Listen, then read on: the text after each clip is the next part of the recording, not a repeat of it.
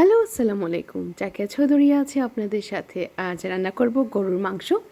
তার জন্য আমি ঘুম থেকে উঠেই বের করে নিয়েছি, দেখতেই পারছেন। সো দুইভাবে রান্না করব, আমি আপনাদের সাথে শেয়ার করব। মাংসটা ভেজানোর পর আমি আমার সকালের নাস্তাটা শেষ করলাম। নাস্তা খাওয়ার পর আমি রান্না করতে চলে যাব। তো সকালের নাস্তায় ছিল পরোটা এবং ডিম ভাজি আর চা, ডিম পোচ সেটা।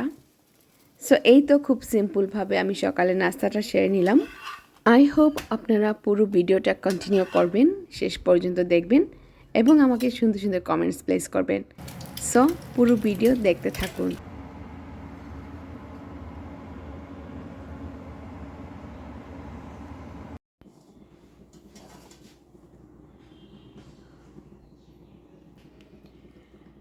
এটা আমি লাউ দিয়ে রান্না করব, তার জন্য অল্প পেঁয়াজ ব্যবহার করলাম, দেখতেই পারছেন। আদা রসুনের পেস্ট দিয়ে দিলাম, দেখতেই পারছেন।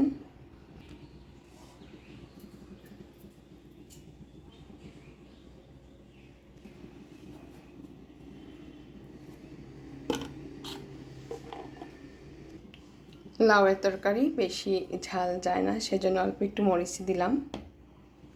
আপনারা স্কিপও করতে পারেন যদি মরিচ না খান। আমি অল্প একটু দিলাম। হলুদ গুঁড়ো,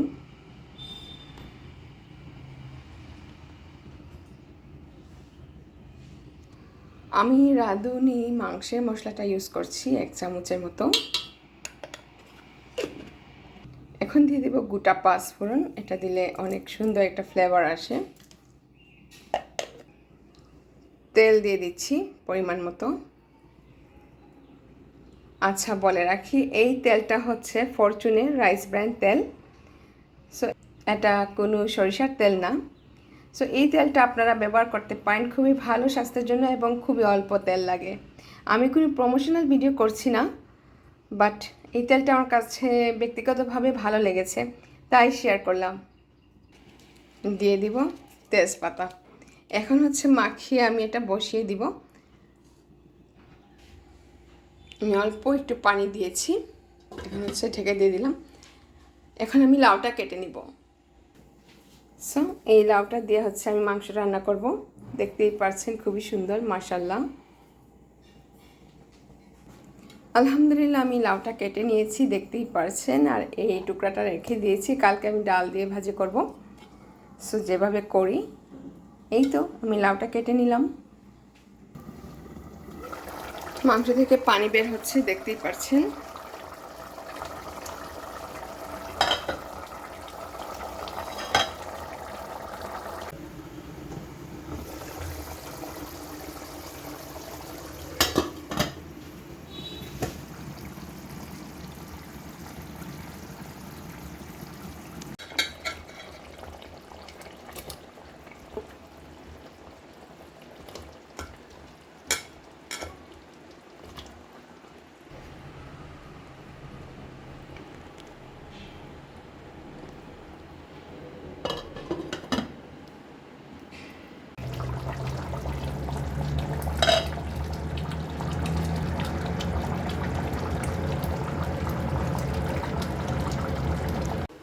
আলহামদুলিল্লাহ আমার লাউয়ের তরকারি হয়ে গেছে, দেখতেই পারছেন।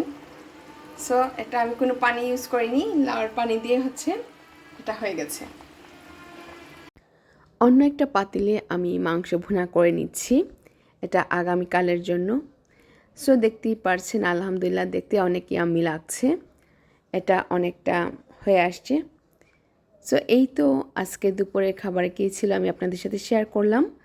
যদি ভালো লাগে অবশ্যই আমাকে কমেন্টে জানাবেন, আমার পেজের সাথে থাকবেন আর সুন্দর সুন্দর কমেন্টস প্লেস করবেন। সো ভালো থাকবেন, দেখা হবে, কথা হবে অন্য কোনো ভিডিওতে। ততদিন পর্যন্ত ভালো থাকবেন। বাই, আল্লাহ হাফেজ, টিল দেন।